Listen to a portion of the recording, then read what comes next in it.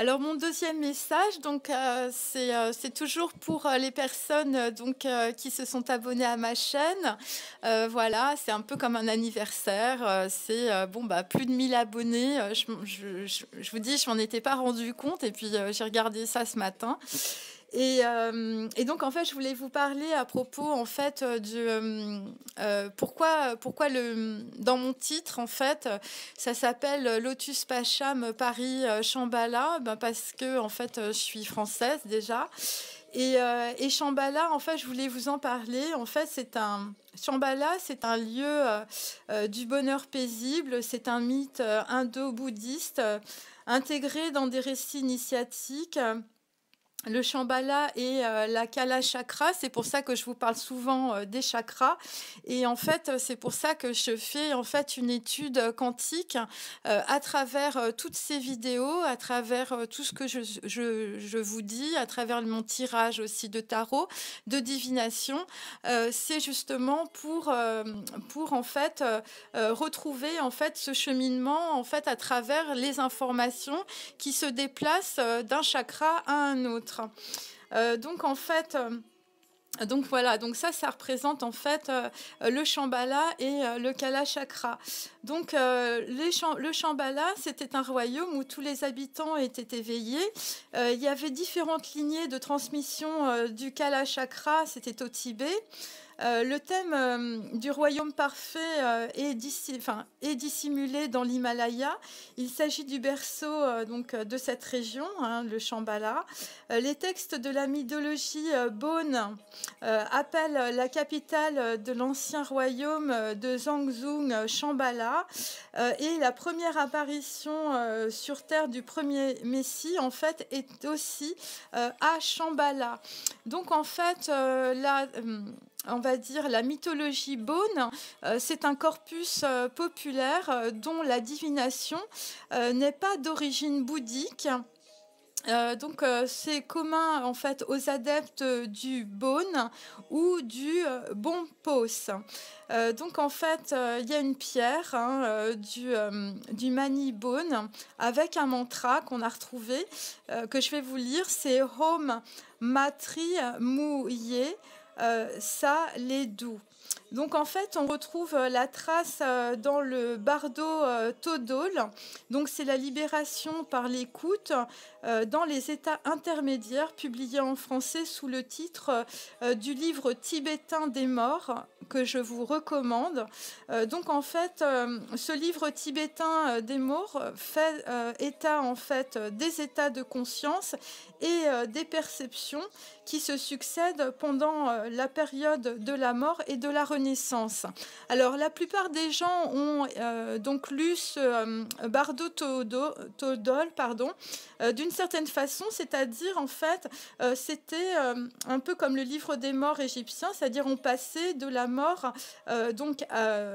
c'est le passage de la mort en fait à la renaissance et à la réincarnation, mais en fait il faut aussi comprendre quand on lit le Bardo Todol, que c'est aussi lorsque, donc dans notre vie, nous passons de certains cycles à d'autres. Donc ça s'intègre parfaitement aussi dans notre vie actuelle.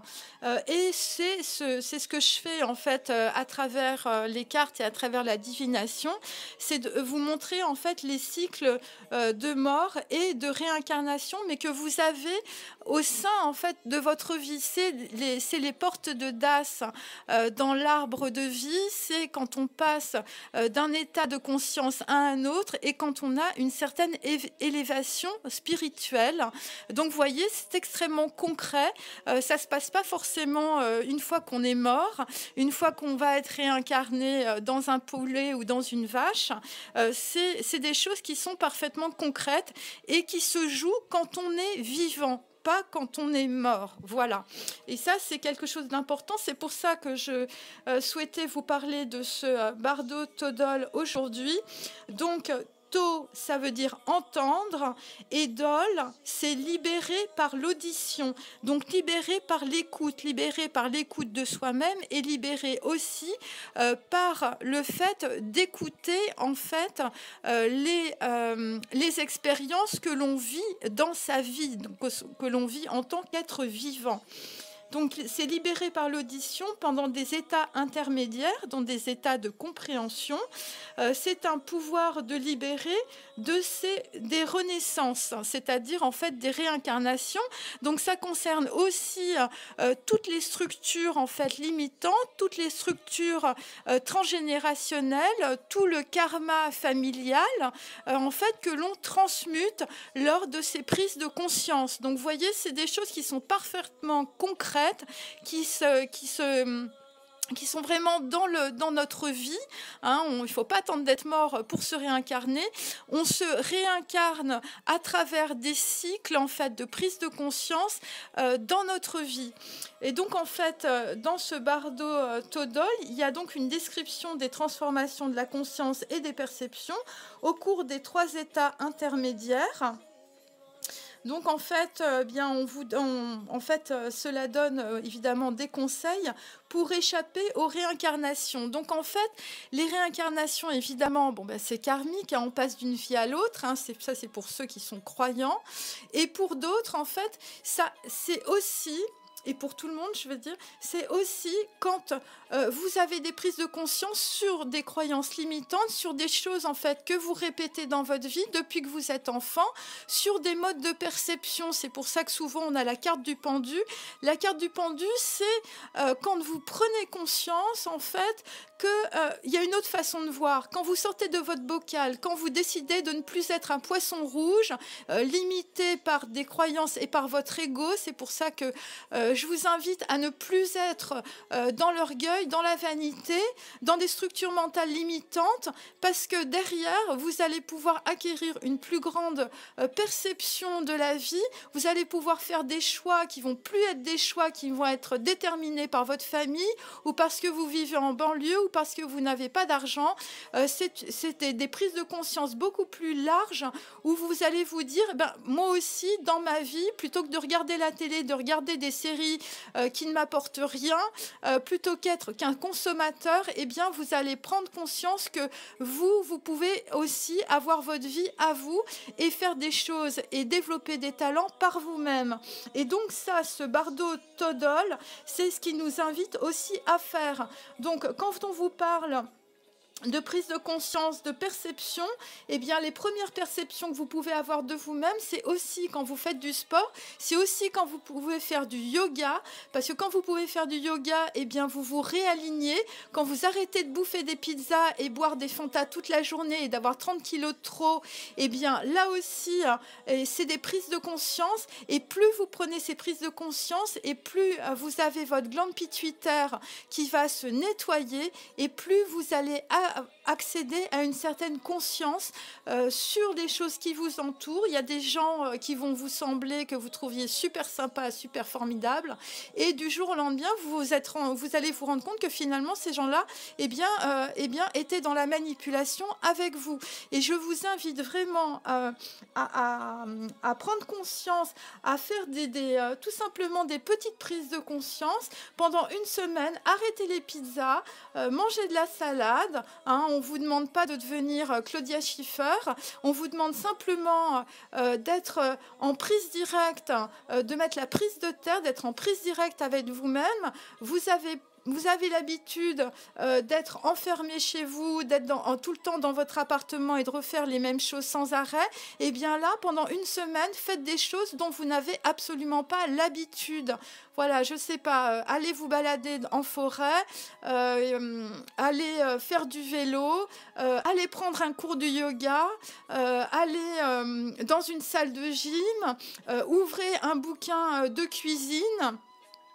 commencez à vous faire des petits plats. Vous verrez, c'est très agréable de faire la cuisine plutôt que d'aller bouffer au fast-food avec vos enfants, parce que vos enfants, eh bien, ce que vous leur donnez à manger, eh bien, c'est aussi la nourriture, c'est aussi spirituel. Donc, quand vous leur donnez des fast-food, eh bien, après, il faut pas s'étonner que vos enfants, peut-être qu'ils sont pas très vifs, ils sont pas très vivants parce que vous leur donnez pas des choses qui sont bonnes pour eux au niveau tout simplement de leur santé. Et puis s'ils tombent malades, si après ils ont du diabète, si après ils sont devant les PlayStation, eh bien il faut pas s'étonner aussi des conséquences de ce qui se passe dans votre vie. Si vous pouvez plus leur parler parce qu'ils sont sans arrêt sur les téléphones portables, eh bien c'est normal parce que finalement, eh bien vous en êtes en tout cas pour certains et certaines la cause.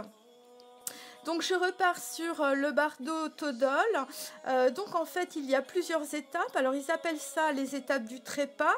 Donc en fait, ça veut dire que vous arrivez à des situations qui sont tellement difficiles, tellement douloureuses, que vous êtes obligé de détruire votre ego, de détruire les structures mentales qui vous empêchaient d'avancer. Et en fait, là, vous avez une prise de conscience. Donc ça, c'est pour les gens qui sont croyants. Donc voilà, pour les gens qui prient, pour les gens qui envoient des intentions dans l'univers. Mais même si vous n'êtes pas croyant, si vous croyez en vous, à un moment donné, plutôt que de regarder le voisin qui fait mieux que vous, eh bien vous aussi, vous pouvez faire la même chose. Et vous pouvez très certainement faire beaucoup mieux à partir du moment où vous prenez conscience de ce que vous êtes, de vos potentialités. Tout le monde n'est pas obligé de faire HEC, n'est pas obligé d'avoir ses parents qui mettent de l'argent dans des écoles privées. Vous pouvez simplement aller dans des bibliothèques plutôt que de regarder la télé et vous ouvrez des bouquins. Et ça, c'est le début. Moi, j'ai pas eu des personnes autour de moi qui m'ont donné des 1000 et des 100 pour faire des études. En tout cas, par rapport à tout ce que j'ai appris, je l'ai appris parce que je suis allée à Beaubourg le week-end, je vous dis, plutôt que d'aller faire du shopping chez Zara. Et voilà, et c'est comme ça qu'on avance et c'est comme ça qu'on prend en fait ces prises de conscience et qu'on décide après de faire des choses qui nous conviennent. Donc en fait, la deuxième étape, c'est l'étape de l'expérience de la réalité. Donc en fait, c'est l'étape où vous prenez conscience des situations dans lesquelles vous êtes. Vos copines vous ont trahi, votre femme est partie, vous êtes en train de divorcer.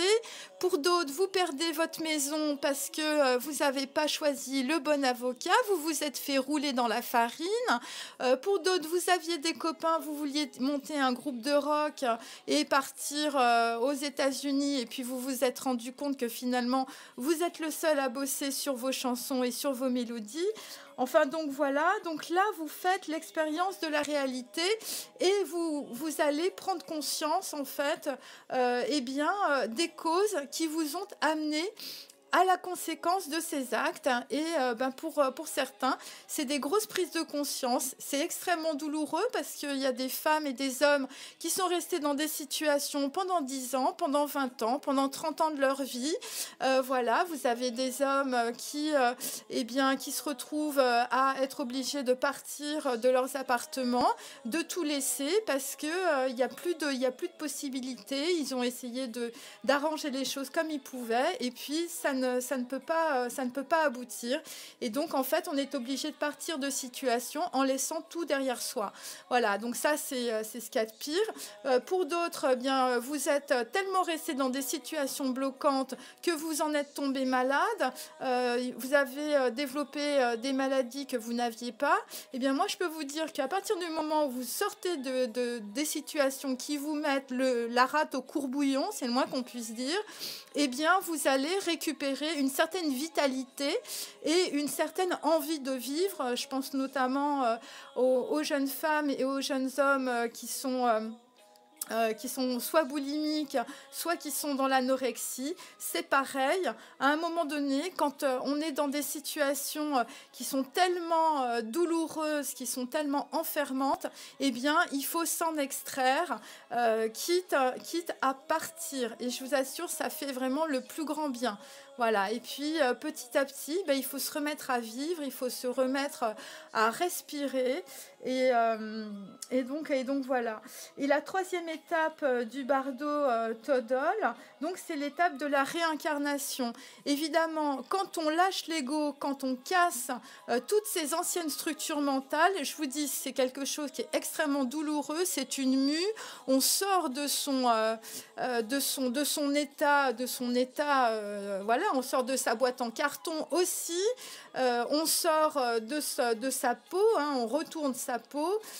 C'est la prise de conscience. Je vous dis, c'est quelque chose de douloureux parce que pour certains, vous vous rendez compte qu'autour de vous, il y a que des ragots, il y a que de la trahison, on vous vole, enfin bon, c'est épouvantable.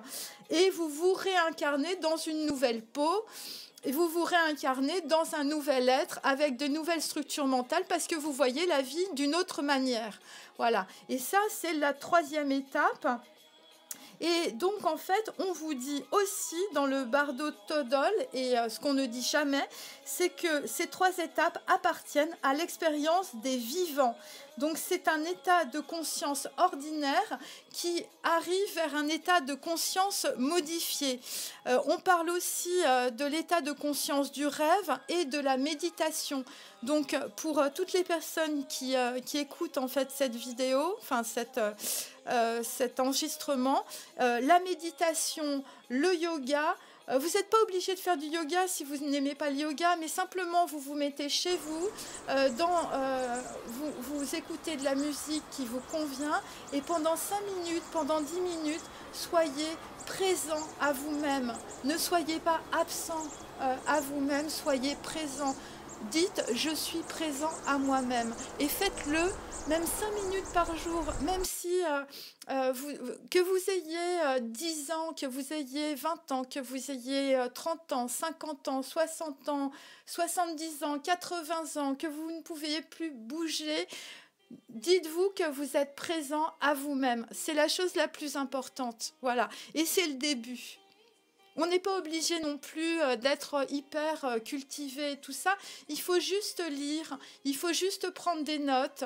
Prenez des notes sur des choses, en fait, que vous trouvez intéressantes. Si vous aimez, par exemple, dessiner et que pendant toute une période de votre vie, on vous a empêché de peindre, de dessiner, eh bien, faites-le. Si on vous a empêché de prendre des cours de danse, des cours de théâtre, eh bien, faites-le. Commencez par ça. Commencez par vous, ayez confiance dans ce que vous ressentez, dans vos ressentis. Ne faites pas confiance aux gens qui vous entourent, faites confiance à ce que vous ressentez, c'est la chose la plus importante. Parce qu'après, vous allez avoir ce qu'on appelle une dissolution des états de conscience, obtenue grâce à la méditation. La dissolution des états de conscience, ça correspond à vos structures mentales, ça correspond à vos structures limitantes, ça correspond à tout ce qu'on vous a mis dans la tête quand on vous a dit vous étiez pas belle, que vous étiez moche, que vous étiez bête, que vous n'avez pas fait d'études, que vous n'arriveriez jamais à rien, que vous êtes une pauvre fille ou un pauvre garçon. Tous les gens en fait qui vous ont qui vous ont chié dans les bottes, eh bien tout ça, vous ouvrez la cuvette des toilettes. Vous faites comme moi, tous ces gens-là, ce sont des laxatifs et la cuvette des toilettes n'est pas loin pour eux. Et donc, vous les jetez, vous les mettez à la poubelle et vous fermez la cuvette des toilettes, vous tirez la chasse d'eau. Et tout ça, maintenant, ça va être terminé. Et si vous prenez conscience de ce que vous êtes, d'être présent à vous-même, de plus être absent dans les choses, de plus faire de projections, de plus regarder des séries débiles, d'aller acheter des magazines de mode complètement cons où on vous dit que être moche, avoir 30 kilos de trop, ne rien faire, être devant la télé c'est bien, continuer à bouffer des pizzas, du Fanta et n'être qu'un produit de la consommation de cette société, eh bien laissez tomber tout ça parce que tout ça, c'est très mauvais. Tout ça, en fait, vous êtes juste un espèce de rouage dans un système économique, et donc, en fait, vous n'êtes plus vivant. Vous êtes juste un produit de consommation. Voilà, vous n'êtes là que pour consommer. Eh ben, c'est pas la vision d'un être humain. C'est pas la vision. Vous n'êtes pas là, vous n'êtes pas incarné sur la terre pour être un produit de consommation. D'accord? Vous êtes là, en fait, pour donner le meilleur de vous-même. Voilà, ça c'est pour les gens qui ne sont pas croyants. Et pour les gens qui sont croyants, vous êtes là parce que vous avez signé un contrat d'âme, un contrat avec votre âme. Et à un moment donné, il faut lâcher votre ego, il faut lâcher les structures limitantes, il faut crever les voiles de l'illusion, il faut arrêter d'être dans l'illusion, d'être dans les projections. Il faut se regarder soi-même. On ne vous demande pas d'être parfait.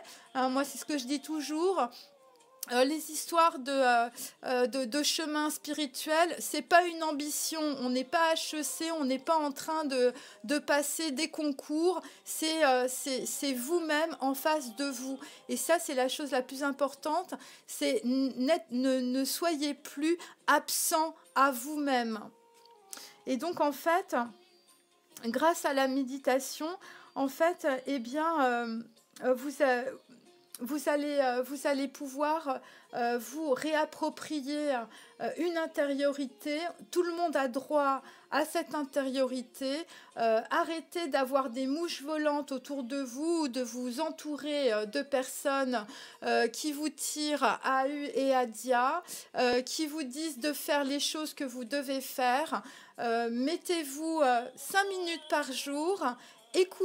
Écoutez-vous, écoutez vos perceptions. Si vous êtes malade,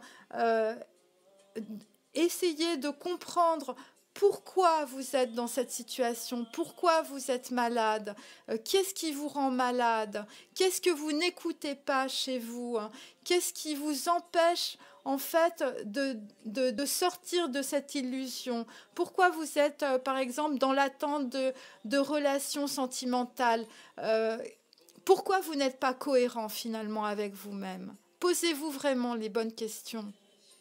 Voilà.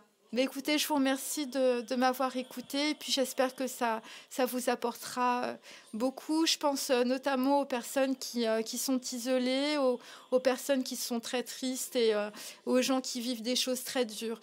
Et ce que je peux vous dire, c'est que vous n'êtes pas sur la terre pour souffrir et pour être une victime. Donc il faut sortir de cette identité, de cet état. Voilà, parce que vous n'êtes pas là pour ça. Je vous remercie. Au revoir.